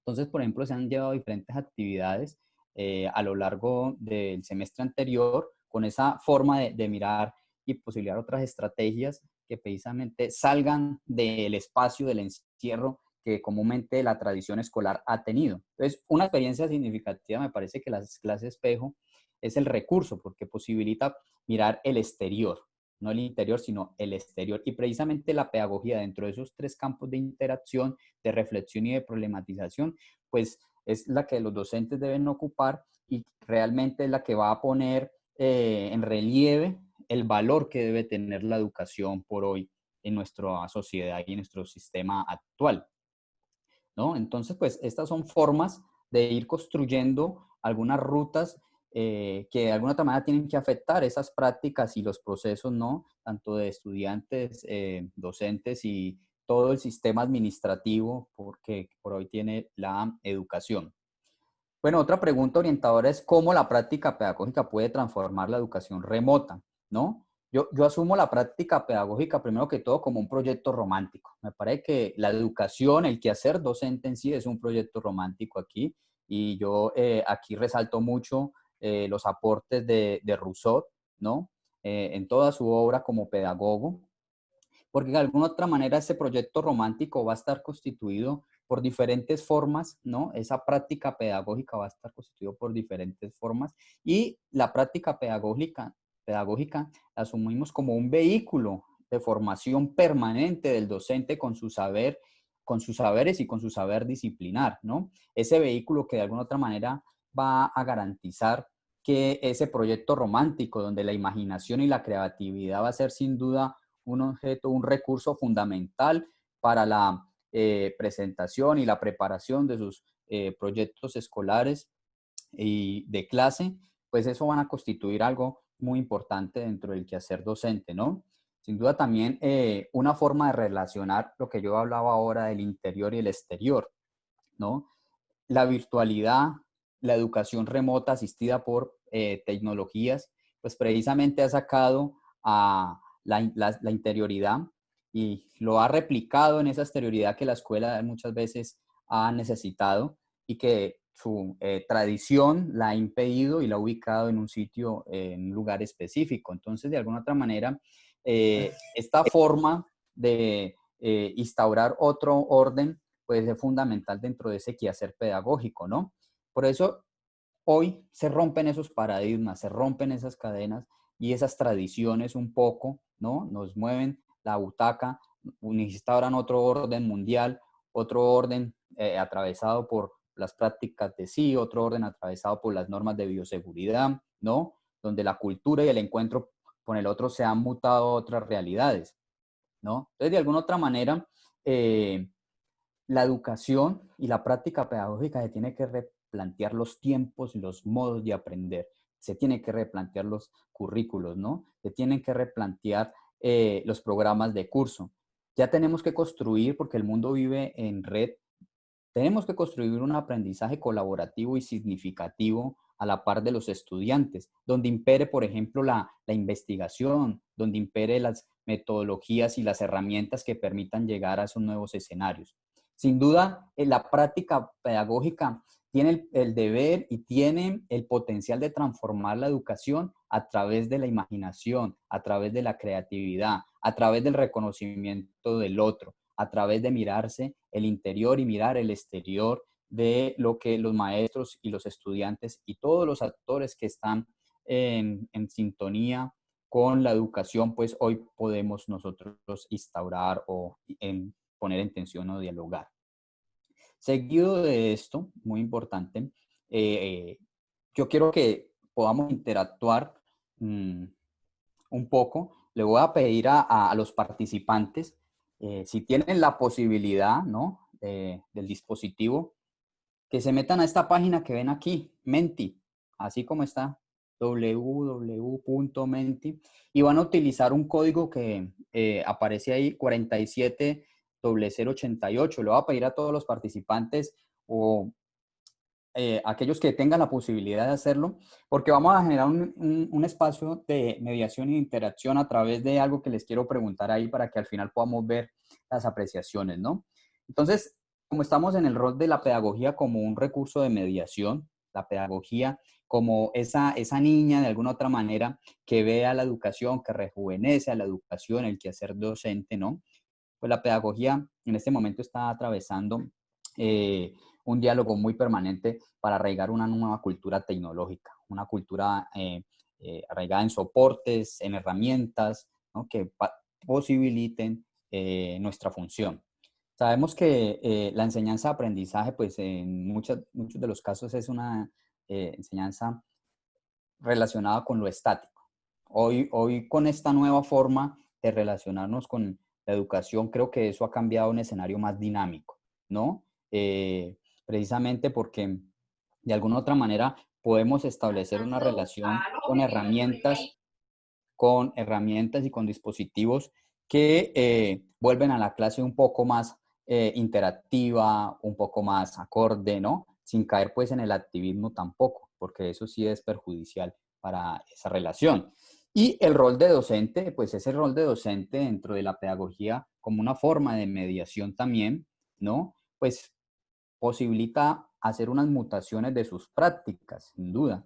El docente de hoy tiene que mutar sus prácticas, tiene que de alguna otra manera dialogar con la universalidad, con el conocimiento y con todos los dispositivos y herramientas que podamos tener. Pero también pues consideramos que en ese rol docente pues nos ha tocado asumir el administrador tecnológico, ¿no? Esa figura que ha aparecido últimamente en múltiples escenarios. Hoy el profesor es un administrador tecnológico, ¿no? Tiene que tener una competencia, un conocimiento previo en esto y que de alguna otra manera posibilita, pero muchos maestros no lo tienen. Yo estoy aprendiendo muchas cosas en este proceso que me estoy apoyando de mis estudiantes, de la experiencia de otros, en el caso de la Universidad Digital de Antioquia, que nos está haciendo un acompañamiento muy interesante. Pues precisamente esto ha sido importante porque el rol del maestro ha cambiado y ha generado otras posibilidades, pero también ha vuelto el maestro creativo, el maestro que es más comprometido, ¿no? Y esto lo evidencio a través de los múltiples chats o foros donde hay una fuerte inclinación por reconocer estos dos aspectos motivadores dentro del proceso de interacción y de formación del maestro, ¿no? Dentro de nuestros vínculos con la sociedad. Ahora al final vamos a ver cómo nos fue con esa interacción a través de esta aplicación de Menti. Perdón, profesor Ricardo, Sí. en el momento no han podido acceder a la aplicación. ¿Podemos verificar? Gracias. Sí, claro, podemos verificar. Voy a mirar a ver qué ha pasado ahí. Regálame un segundo.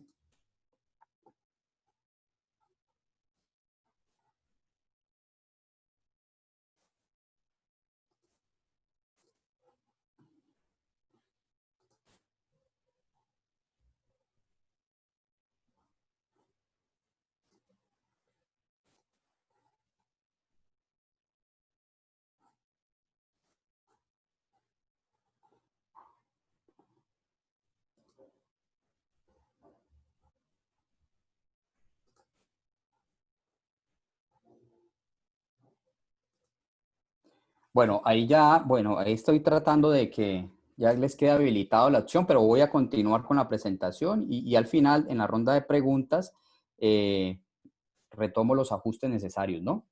Entonces, bueno, todo esto nos ha conllevado a una discusión en torno a estas tres preguntas orientadoras, ¿no? Precisamente el rol de la pedagogía, el rol de la práctica pedagógica y viene esta última pregunta, ¿no? ¿Se están cumpliendo realmente los objetivos y resultados de aprendizaje con la educación remota, ¿no? Esa educación remota, pues primero hay que hablar de varias instancias aquí, ¿no?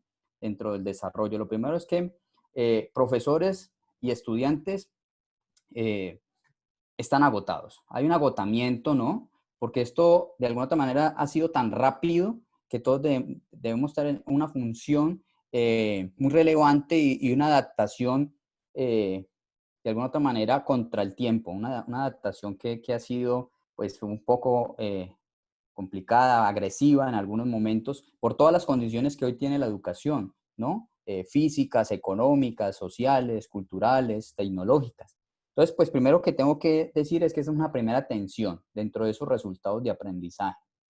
Lo segundo es que, de alguna otra manera, las condiciones de enseñanza, en este caso, pues, de la educación remota, pues no han sido las mejores para muchos, ¿no? Para estudiantes, para instituciones. Las instituciones están generando unos esfuerzos enormes, el ministerio, a través de estos planes de gobierno, este plan Padrino, por ejemplo, que ha sido una apuesta interesante de formación de maestros, ¿no? Entonces, esas condiciones de enseñanza, de alguna otra manera, sí ha generado un efecto dentro de los procesos o resultados obtenidos, ¿no? Porque hay necesidad de conectividad, porque hay necesidades de recursos, porque las herramientas, el internet, el computador, los dispositivos, pues muchas veces sabemos que muchos estudiantes y profesores no cuentan pues con los recursos necesarios y pues que hay una gran brecha, una desigualdad tecnológica en Colombia enorme y esto lo hemos visto un poco con lo que acontece por hoy. Pero también hay que resaltar los nuevos contextos, las relaciones de trabajo, ¿no? Hay una forma diferente de asumir lo que también ha afectado estos resultados de aprendizaje en la educación remota. El trabajo en casa, las relaciones interpersonales, las relaciones con la familia, ¿no? Veíamos ahora el perro ladrando, los espacios, los escenarios, que la mesa, que la silla, que me toca compartir el computador, ¿no? Entonces, todas esas situaciones, pues el profesor tiene que mediar y la educación, ¿no? A través de ese proyecto romántico que es la pedagogía.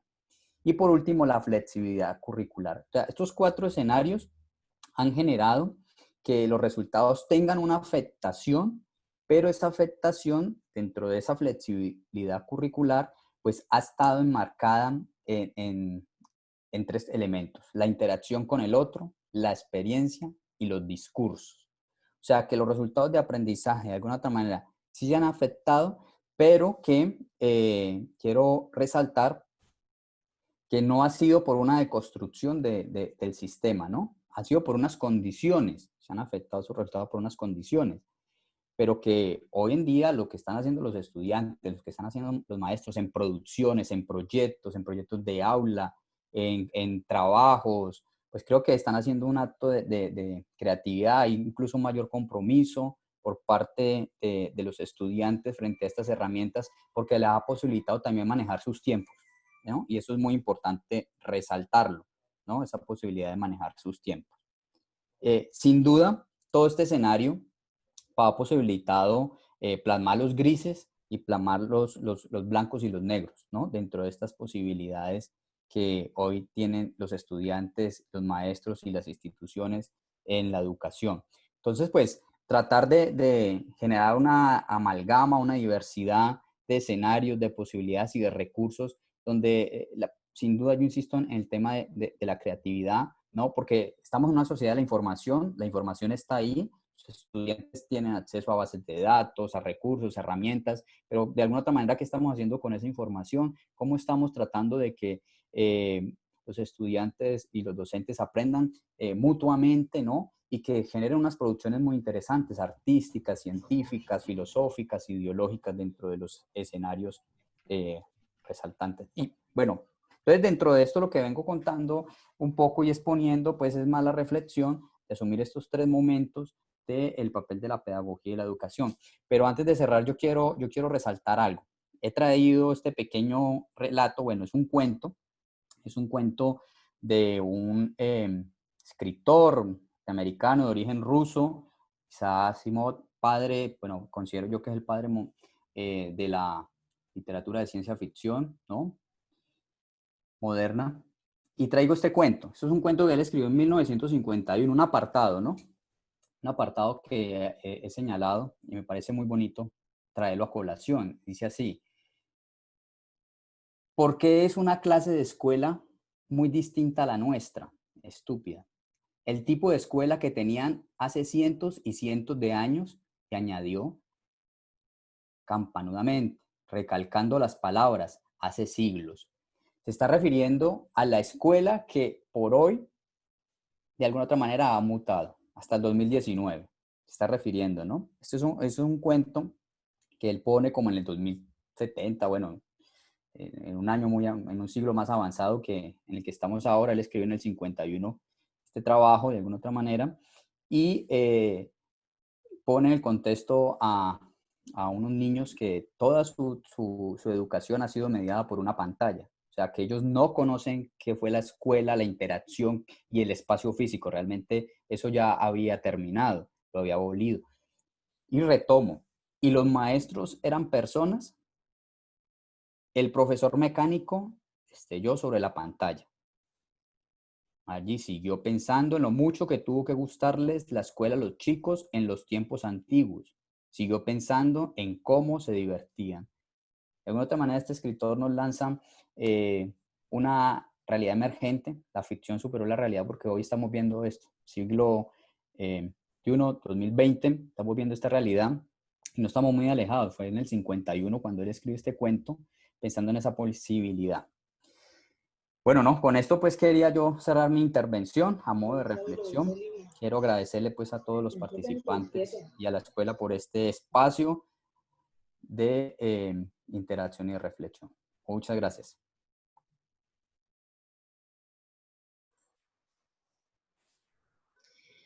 Agradecemos al magíster Ricardo Rengifo por su aporte y contribuciones a nuestra institución. Para finalizar la jornada del día de hoy, vamos a tener una ronda de preguntas escogidas desde el chat. Invitamos a nuestra directora técnica de investigaciones, Sandra Parra Hinojosa. Muy buenas tardes para todos. Muchísimas gracias a nuestros ponentes y a los invitados que hemos tenido. Hemos recogido algunas preguntas. Empezaremos con preguntas que están direccionadas hacia la doctora Durán. Tenemos una primera pregunta para ella que dice, ¿qué estrategias tiene el Ministerio para procesos de convalidación de los programas virtuales de pregrado y posgrado, dado que pueden aumentar en los próximos periodos? Bueno, lo primero que es importante precisar es que el Ministerio de Educación Nacional, mediante la Directiva 04 del 2020, fruto de las decisiones de confinamiento, otorga la posibilidad de que las instituciones de educación superior continúen sus procesos educativos mediante la presencialidad asistida por TIC, sin que ello implique un cambio en la denominación o trámite de registro calificado. Entonces, es importante tener esa consideración. Esta directiva está vigente y es la que nos ha permitido, en el marco de la actual coyuntura, poder seguir prestando la continuidad de los procesos de formación sin que las instituciones de educación superior deban adelantar trámite alguno para cambiar los registros calificados y la modalidad en los que estos fueron aprobados. En ese sentido, las instituciones de educación superior, ni para sus programas de pregrado, ni para sus programas de posgrado, deben adelantar trámites de cambio de modalidad para dar continuidad a la prestación del servicio educativo. Muchas gracias. Otra pregunta, doctora, dice si existe alguna diferencia de los créditos educativos entre la modalidad presencial y la modalidad virtual, o sea, cómo se va a hacer esa situación con lo que está sucediendo en estos momentos. Bueno, también creo que es importante aclarar a propósito de esa pregunta que lo que estamos viviendo en este momento, fruto de la coyuntura, es como la ha denominado el mismo sector, una presencialidad asistida por medio de las tecnologías de la información y las telecomunicaciones. Es decir, esto no implica que los programas se volvieron modalidad virtual, que implican otras condiciones. Como todos sabemos, la virtualidad tiene otras condiciones técnicas donde se tienen que combinar incluso de manera mucho más compleja espacios sincrónicos, asincrónicos, donde el tipo de formación y de herramientas pues tiene otro tipo de características que son también revisadas en el momento en el que los programas tienen trámite en los registros calificados que otorga el Ministerio de Educación Nacional. Entonces es importante precisar que no es que la oferta educativa presencial automáticamente se volvió virtual, la oferta educativa tiene y sigue siendo presencial de acuerdo a los registros calificados que han sido otorgados y los programas de virtualidad tienen un conducto también y unas condiciones de calidad que se examinan precisamente a la luz de lo que implica un proceso de formación en la virtualidad, pues que tiene varias combinaciones y diferentes asuntos técnicos por revisar. Entonces yo creo que esa diferenciación es importante tenerla. Ahora bien, ¿qué es lo que estamos viviendo con las instituciones de educación superior y con muchas con las que trabajamos pues en el marco del Plan Padrino y de todos estos procesos de formación? Pues que muchas se están dando cuenta que esta revisión de capacidades institucionales para ampliar su oferta y para enriquecer su oferta a la luz de la presencialidad asistida por títulos se está llevando a evaluar la posibilidad de nutrir o ampliar en el mediano plazo su oferta hacia la virtualidad. Lo cual es natural con el proceso que estamos viendo y muchas instituciones ya lo han planteado en ese sentido y pues digamos que ese es otro camino y otra de las lecciones que seguramente y de los aprendizajes y resultados pues de lo que va a ser la coyuntura y es que estamos no solo en el inmediato resolviendo la prestación del servicio educativo, sino que como instituciones de educación superior estamos empezando a examinar nuevos caminos para ampliar nuestra oferta, ¿por qué no?, hacia la virtualidad. Esto de una u otra manera nos ha acercado a todos a conocer más de la virtualidad, a saber que de pronto estábamos mucho más preparados para ello de lo que imaginábamos, a saber que tenemos unas ciertas condiciones que nos permitan pensar en una oferta mixta y pues todo eso en el marco del decreto 1330 del 2019 es posible gracias pues a la nueva estructura en que se pueden formular los trámites de registro calificado. Muchísimas gracias, doctora, por su respuesta. Tenemos ahora una pregunta para el maestro Quiseno. ¿Lo encontramos? Muchísimas gracias, maestro. La pregunta que nos hacen muchos de nuestros docentes es ¿cómo se debe pensar la universidad sus procesos evaluativos en este marco de la virtualidad? O sea, ¿hacia dónde la tendencia para los procesos? Yo no sé. Eso sí no lo sabe nadie. No, pero hay unas pistas que podemos pensar. La Universidad del Valle vio una discusión sobre la evaluación, pero cometió unos errores graves. Por ejemplo, otros errores graves que me parecen del gobierno local, del alcalde. Y una cosa que a uno le parece inverosímil, aparentemente, pero es este. Tú vas a entrar del confinamiento. Bien, pregúntale a los niños. Pregúntale. ¿Cómo entra? Pregúntale.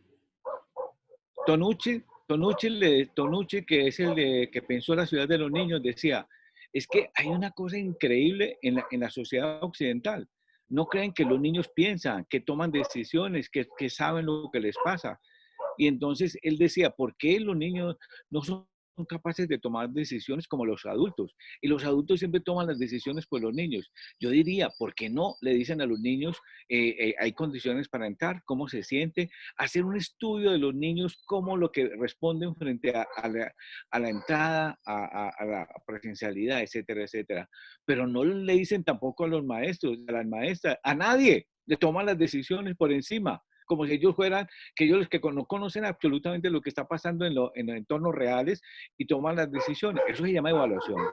Evaluación es que tú tienes que decirle a las personas, a los que están involucrados en los asuntos fundamentales, qué se debe hacer, cómo se debe hacer.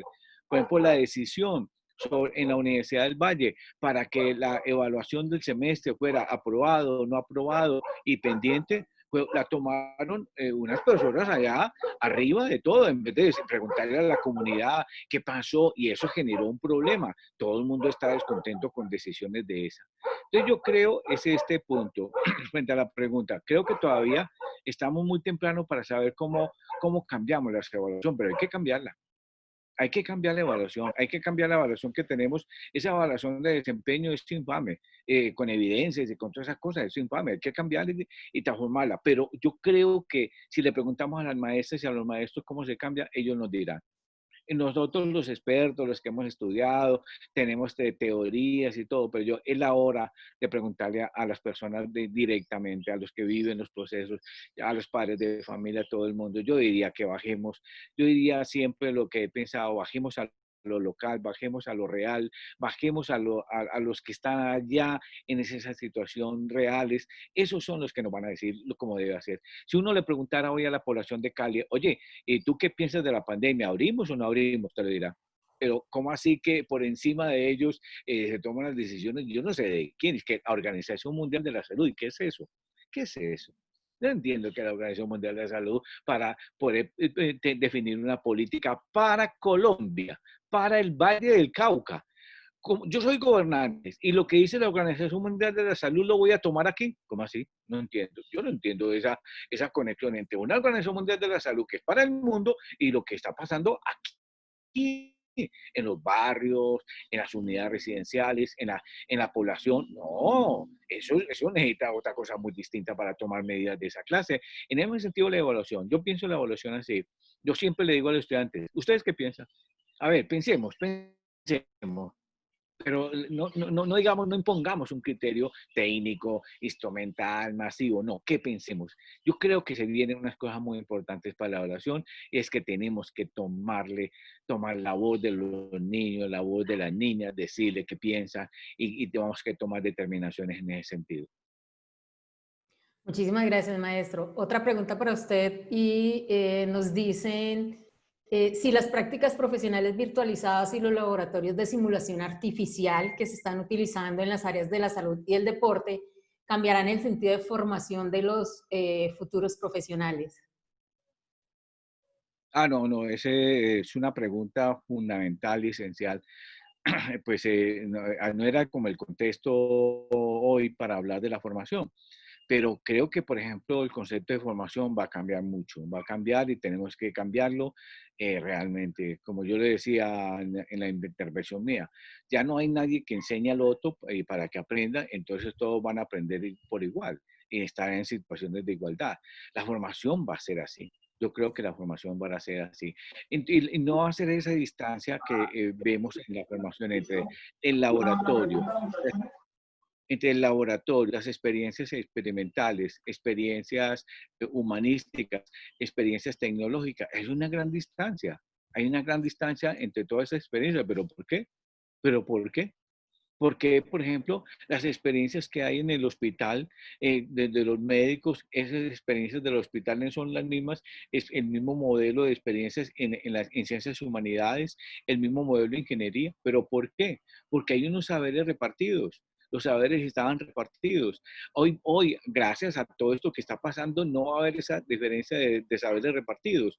Va a haber una reorganización de los saberes, es cierto, pero no van a ser tan distantes. Yo diría, por ejemplo, falta en la universidad reorganización de los saberes. Por ejemplo, este punto, ¿por qué medicina de la Universidad del Valle está en San Fernando y no está en Meléndez, al lado de ciencias sociales, al lado de humanidades, al lado de arquitectura? ¿Por qué no? Pero ¿por qué? ¿Qué esa división a qué se debe? ¿A qué obedece que uno está por allá metido en una montaña y el otro en otro? Que es una cosa que hay que estudiar y ahora ya lo sabemos. ¿A qué se debe la división? ¿A qué se debe que los laboratorios, a qué se debe que las tecnologías estén en una parte y en otra? Por ejemplo, hay una cosa muy importante que entre líneas lo dije, pero los maestros y las maestras vamos a tener que estudiar muy bien tecnología, ser expertos en tecnologías tenaces como ingenieros electrónicos, como ingenieros de sistemas. Tenemos que estudiar esos saberes porque si no los estudiamos vamos a estar excluidos. No hay brecha digital si no la antecede la brecha del saber. Por eso toda nuestra formación, y volvemos a la pregunta que tuvimos, que la formación será una formación tecnológica. Tenemos que estudiar las tecnologías, las técnicas, la diferencia, tanto estudiamos la información. Por ejemplo, la pregunta que yo le dejo a todos ustedes, ¿qué es la información? ¿Qué es eso que se llama la información? ¿Por qué estamos en una cultura de la información aquí? ¿Qué es eso? ¿Qué es eso de información? ¿Qué es leer, por ejemplo, digital? ¿Qué es la lectura digital? Es unas cosas muy importantes que se nos vienen. Yo me alegro que ha pasado todo esto, pues obviamente uno no se alegra por todas las muertes que hay y toda la cosa, pero para efectos de las transformaciones reales que van a haber, a mí me parece que van a ser muy importantes. Tenemos que aprovecharlas para estudiar otras cosas, cambiar otra cosa, no nos dé miedo. Y pensemos y disfrutémonos de otra manera, pienso yo. Muchísimas gracias, maestro Quiseno. Le doy paso al profesor Ricardo para que nos comente cómo le fue con la aplicación. Sí, bueno, no, ya la pude habilitar. Bueno, no, esto era un ejercicio muy sencillo. Aquí estoy compartiendo mi pantalla, ¿me confirma la profesora Sandra? Sí, mi profe. Era un ejercicio muy sencillo, un ejercicio de interacción donde pues, yo quería conocer algunas percepciones frente a roles del docente dentro del escenario actual de la educación. Entonces, pues de alguna otra manera, aquí vemos algunas participaciones de algunas personas que han dicho, por ejemplo, dentro de ese rol, el docente como mediador, el docente como facilitador, el docente como acompañante. Estas tres variables que vemos aquí son las que más han nombrado y las que de alguna otra manera han quedado como a modo de reflexión dentro del escenario que hemos planteado, ¿no? Pero destacamos otras como el profesor tutor, el profesor orientador, el profesor guía, la formación del rol del soporte emocional. Entonces, por ejemplo, a la medida que la gente va participando ahí, pues vamos generando precisamente esas percepciones y este ejercicio, de alguna otra manera, es un ejercicio de mediación y de interacción dentro del rol de maestro, dentro del rol que asume uno como administrador tecnológico también, y de alguna otra manera dentro de la educación remota. Pero bueno, ahí vamos con la dinámica. Hasta el momento han participado 20 personas ya, casi 20 personas, y bueno, y seguirá creciendo. Gracias. Muchísimas gracias, profesor Ricardo.